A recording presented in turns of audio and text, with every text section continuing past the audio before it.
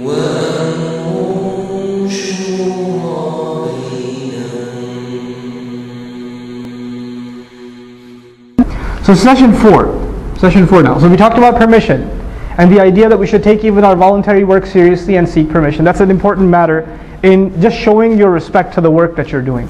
Next is a very big subject and very important subject, at least we can introduce it now, is voicing your concerns in an organization. You have a concern, you have your opinion that you'd like to give about something. What are some parameters, some guidelines that you and I have to follow when we give our opinion? What are the ethics of giving our opinion? The first of them, the ayah I want to share with you is from Surah Al-Ma'idah. Ya ayyuhalladhina amanu man yartadda minkum an dinihi.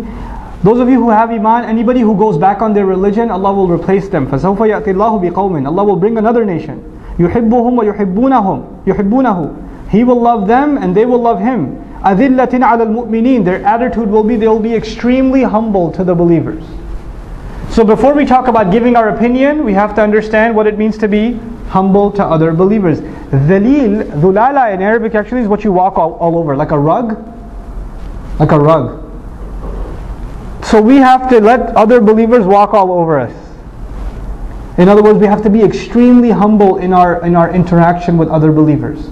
أَذِلَّةٍ عَلَى الْمُؤْمِنِينَ. But أَعِزَّةٍ عَلى الْكَافِرِينَ. Extremely tough with the enemy. With the disbeliever here means the enemy.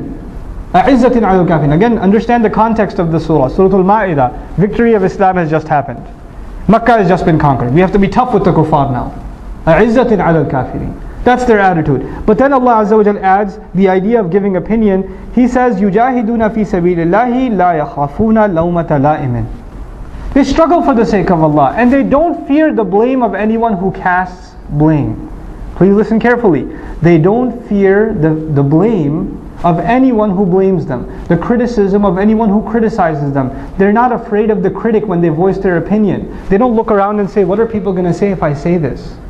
It's in my conscience, I can't sit on it, I feel like it's wrong what's going on, I should say something, but man, everybody around me is going to think I'm weird, or I'm a troublemaker, or I'm causing problems, so I should just stay quiet.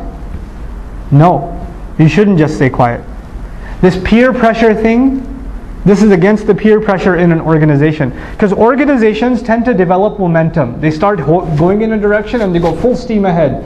And maybe it's not the best direction. And you in your good conscience realize there's something wrong with this direction. And you don't voice your opinion because everybody's too excited about continuing to go. And the train's already left the station, sort of, You should and you have to voice your opinion no matter what other people say. You have to be courageous about voicing your opinion. But you don't have to be a punk about it either. You don't have to make trouble at a meeting and say, I do not fear, la akhafu fillahi lawmata la'imin. What we are doing is hypocrisy. And blah, blah. No. There's respectful ways of saying your opinion. There's a decent way of saying, look, I'm not too comfortable with this. I don't mean to be trouble. I don't want to be offensive. But how do we justify this behavior? How can we do this, and this? This doesn't seem right to me. And so at the very least you voice your concern. The other thing also is not just about something that's happening that's wrong, but you have a suggestion for improvement. You have a suggestion for betterment. You have a strategic suggestion. You should never be afraid of giving those kinds of suggestions. But here's the thing that will save you or destroy you. If you don't remember it, it'll destroy you. And that is giving a sincere suggestion for the sake of Allah is an act of worship. Giving a suggestion is just like giving sadaqah. There's no difference between giving a suggestion, a sincere piece of advice, and sadaqah. Sadaqah is only for Allah. Advice is only for Allah. If you expect returns in dunya from sadaqah, then Allah does not count your sadaqah. If you expect that your opinion should be taken, that they should act on your opinion, and if they don't act on your opinion, you'll get offended, then you did not give that opinion for the sake of Allah, you gave that opinion for the sake of getting it followed. Then you gave that opinion for yourself, for your furthering, not for Allah. Giving your opinion is the act of worship. The ultimate teaching of that is salat itself. in the salat, I forget that dhuhr is 4 rak'at, or I lost my mind somehow, shaitan got to me, I got up for a 5th rak'at. You're standing behind me. What do? You give your opinion, this is wrong. How do you give your opinion? Subhanallah. But I keep standing and make the full 5th rak'ah. What do? This is not Islam. I'm going to just sit down and make my salams now. Or will you follow along? You will follow along because the discipline of the group is more important than you individually being right. Your responsibility was completed the moment you voiced your concern. If you courageously voiced your concern, now the onus, the responsibility for things going wrong is not on you, it's on the leadership. You did your part. You just make dua not just for, Ya Allah, I've given this opinion, accept it as an act of worship to you. And by the way, if we truly have our intentions right, then we should be terribly afraid if our opinion is taken. Not offended when our opinion is not taken. Because if our opinion is taken, then the entire responsibility has fallen on us. It went from, the leadership took my opinion. If something goes wrong, I will be asked about it. Because that was my suggestion. So think 100 times before you give a suggestion. Give a sincere suggestion. Ask Allah for guidance when you do make a suggestion. And then don't be offended if it's not taken. It's not the end of the world. It's not like kufr and iman. Like your opinion was iman and everything else is kufr. It's not like that. That your opinion is guidance, everything else is misguidance. It's not like that. It's not the end of the world. So give your opinion, don't be afraid, but don't be hung up on your opinion either. Don't say they don't listen to me.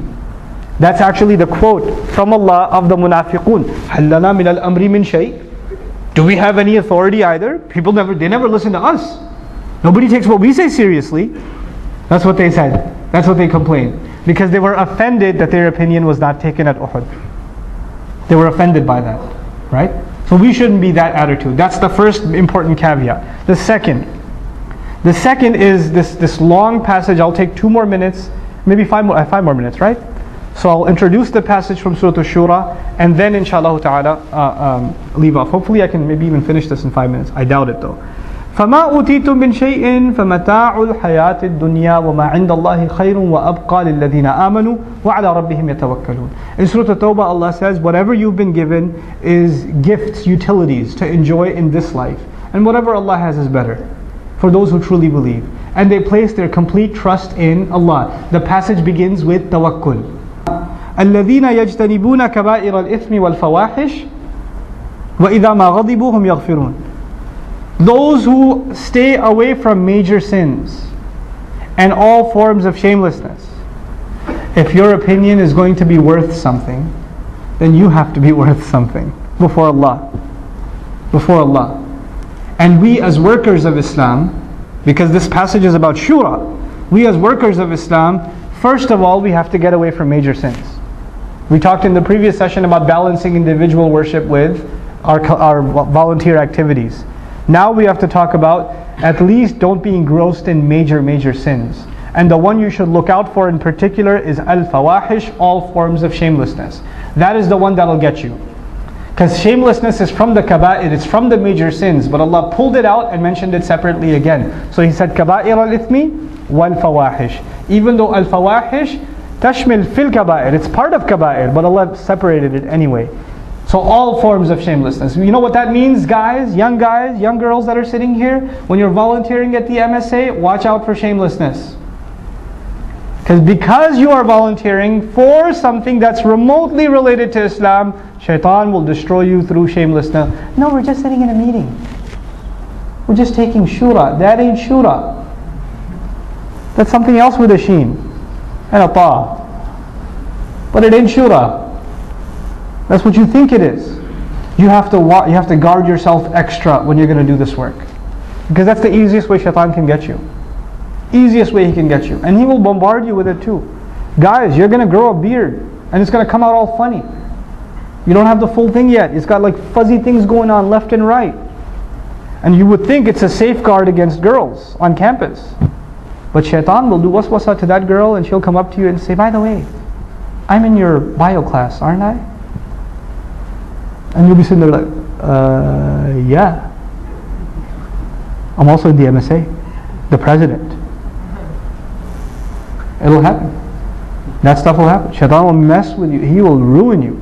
And now you're going to the convention for who knows what reason. You're going to the conference for who knows what reason. You're attending the meetings extra early and you're dressed up at every one of them for God knows what reason. It happens. And this happens for boys and girls. And this is where you're kidding yourself if you're thinking you're doing Islamic work. You're kidding yourself. It's a joke. وَالَّذِينَ يَجْتَنِبُونَ كَبَائِرَ الْإِثْمِ وَالْفَوَاحِشِ. And then the next thing, وَإِذَا مَا غَضِبُوا هُمْ يَغْفِرُونَ. And whenever they get angry, they calm themselves down. They control themselves. What is the most difficult urge to control for young people? It's their tendency, their attraction to the opposite gender. If you can control that, then the other next thing that's a big problem for you is what? For young people? Tempers. Somebody says something you don't like. Tempers flare immediately. Allah mentions if you can control al-fawahish, then you'll be able to not only control your anger, you'll be able to forgive. And that's a key to successful Islamic work. You have to work with others that will raise your blood pressure. Sorry, that comes with the territory. You're not alone in that. I don't care if you're working at a masjid, you're helping out at a school. Doesn't matter what voluntary work you're doing, you will be around people that will get on your nerves. And I'm telling you, they will crawl under your skin. And it will boil. And you will feel like you want to say something so badly. And when that urge comes, you just recite وَإِذَا مَا غَضِبُوا هُمْ يَغْفِرُونَ. Whenever they get mad, they forgive. It's not even whenever they get mad, they calm down. They forgive, they let it go, they cover it up, they move on. They learn to grow a thick skin. People that are going to work for Islam, if you don't have a thick skin, better grow one, because that's what Allah wants. You better be mentally prepared to be offended a lot, and keep chugging along anyway. That's what comes with the territory. It has to be there. You know how many people join an organization with good intention and they're given hugs and congratulations, and 6 months later when they hear something they didn't want to hear or somebody upset them, they quit. And they quit and they say, I'm never going back there again. You say, why won't you go back there again? You don't know what they said to me. You know what that one guy said to me? What he said to you was your test of whether or not you get angry or not. Because Allah's work is more important than your temper, than your pride. If you were doing work there, you go back and you do it. And I'm not saying you let people walk all over you. You don't do that either. You stand up for yourself, but you don't insult anybody. And you overlook their misgivings. And you know, sometimes there are people, and mostly Pakistanis, us, we're good at this. We love to say things that burn. It's just in our culture. We just have to do it. We can't help ourselves. We have to do it with our children. We have to do it with our wife. You know, if she made a good meal, you have to say, "Aaj to bada acha khana banaya hai. Aaj kya bukhar tha? Today's a good meal. Are you feeling okay?" Because usually it's pathetic. You can't just say it's nice. You can't do it. You have to, And you bring that into the meeting. You bring that into the Islamic work too. You just have to say these little things, and these little things, they add up until a person goes crazy. They keep building up. Farat tanur, the kettle overboils. But you, on the receiving end, just learn to grow a thick skin and take it and learn to laugh it off. Learn to laugh it off. Learn to hear obscene, offensive things and just laugh them off and let them go. That's the way you'll be able to continue to do your work. And those people, I tell you, those people are a blessing. Those people that test your patience, they're a blessing. Because they are the way by which Allah teaches you sabr. If they weren't there, you'd never learn sabr. So at the ceremony at the end of the year, you say, I thank those who helped me and I thank those who made me a more patient human being. Right? Because they're a means by which you're elevating. Really. This is also a part of your rizq. The people that are going to be a challenge in your life. Because otherwise sabr is just a theory. What is sabr if it's not tested? What is patience if it's not tested? And sometimes it's tested by those who are close to us, those we have to work with. Okay. Finally, وَالَّذِينَ اسْتَجَابُوا لِرَبِّهِمْ. And those who have responded to their master. Those who responded to the call of Allah. They knew that there's something more in their life that should be done. وَأَقَامُوا الصَّلَاةَ. However, they didn't forget their original individual responsibilities. They established salat. And of course, finally, وَأَمْرُهُمْ شُورَى بَيْنَهُم. And their decisions are essentially, he doesn't even say وَأَمْرُهُمْ مَبْنِيٌّ عَلَى شُورَى بَيْنَهُم. He says أَمْرُهُمْ شُورَى. Their decisions are consultation among them. He didn't even say their decisions are based on consultation. They just are consultation. All their decisions are consultation. Consultation is not an empty suggestion box which says please put your suggestions here and there's a shredder on the bottom. Shura is not people, brother, if you have a concern please say it in the mic. I think we should have a youth program. Jazakallahu khairan, brother. Next, I think we should have a women's program. Jazakallahu khairan. Jazakallah, jazakallah, jazakallah. Move on. You know, that's not shura, bro. Shura isn't just let people blow their hot air and just say jazakallah and then do whatever you're going to do anyway. That's not shura. Shura is to take sincere on behalf of the one who's giving shura. We talked about that, right? It better be sincere. It's an act of worship. You don't expect it to be taken. On behalf of the ones taking it, it has to be genuine. You're seriously taking it into consideration. You don't have your mind made up before you go to a shura meeting. Then it's not called a shura meeting. If you have your mind made up already, and any opinion that comes, you're gonna knock it out the park. No, brother, this is this way, this is that way. You're just there to defend your opinion then. That's not shura. Shura means you're open to other ideas. You have not yet made up your mind. You haven't yet made up your mind. And you're going to exchange thoughts, and you're open to the idea that maybe what you had in mind isn't the best, and what the other offered maybe completes it, or a combination of the two can be worked out, or something, a third thing came that you didn't even consider. You have to go into shura with that attitude, and that's when shura is shura. That's when it really counts for something. Now, if you do give a suggestion, and it's serious, I'm not talking about strategy like color of the carpet. I'm talking about serious stuff. You know, who should be eligible for sadaqah at the masjid or something big. And you think there's a serious problem. Then you do not discuss it with fellow volunteers. You discuss it with someone above you. You discuss it with the Amir. And you don't discuss it with anybody else. You don't. Because if you do, that's not shura, that's najwa. That's the next session. That's najwa. You discuss it with the Amir. And if the Amir doesn't take it seriously, if there's someone above him, you take it to him. If not, then you bring it up one final time in front of everyone, the Amir and everyone. Look, I've brought this suggestion up. This is the last time I'm bringing it up. I will not bring it up again. Here are my concerns. They haven't been met. And if you really think it's a life and death issue, like this is the issue that will make and break your affiliation to this organization, then just that's your last draw. You say it publicly, this is my concern. I, in good conscience, cannot continue to work in this organization if this is going to be the case. So it's the final time. I promise I will never bring it up again. What was the channel? First you bring it up to the one above, then above that, then in front of everyone, and you're done. Don't email anybody about it. No back and forth, no discussions after the meeting. It is finished. It is dead. And as you're leaving the organization, if unfortunately that's the case, make dua for them as you're leaving. May Allah bless this effort. May Allah Azza wa Jal unite us. May Allah Azza wa Jal make whatever decisions we take full of barakah and forgive all the shortcomings we have. Myself and all of you. I make dua for you, you make dua for me. Leave on a good note. Don't leave on like a wrestling match at most board meetings. Don't do that. Don't walk away angry. These are your brothers. You want to see them in Jannah. You're all here for the same reason. Nobody's getting a paycheck. Everybody's a volunteer. If there's anger in the meeting, it's because shaitan is there. That's your enemy, not each other. Realize that. Don't be fooled by him. Don't be fooled by him. We should know better. Really. وَقُلْ لِعِبَادِي يَقُولُ الَّتِي هِيَ أَحْسَنُ إِنَّ الشَّيْطَانَ يَنْزَغُ بَيْنَكُمْ. I'll take 2 more minutes. Tell my slaves, say the best possible, better thing. Say the better thing. Allah didn't even say the best thing, because we're not capable of saying the best thing. He said ahsan, tafdeel, not al-ahsan. Say the better thing. In your head, you could have said something, then you think in your head, maybe there's a better way of saying that. Maybe I should, wait, hold on, just put the brakes on, let me find a less offensive way of voicing that again. And then say it. In your head, before you open your mouth, there should be a multiple choice questionnaire. I'm about to say what he said is wrong. And I could say it this way. That guy's wrong. 2. I don't think I agree with that. Maybe I should go with, I don't think I agree with that. Instead of saying, that guy's wrong. You know?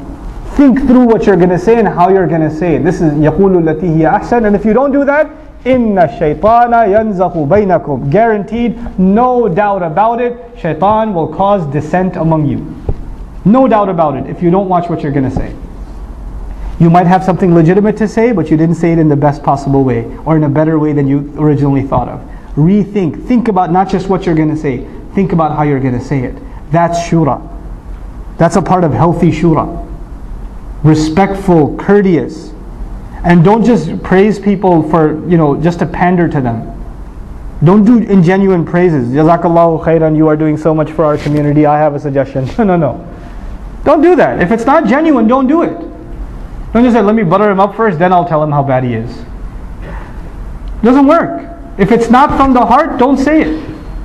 If it's not from your heart, you don't mean it, don't say it. It's better you're quiet. It's just better you don't say anything, okay?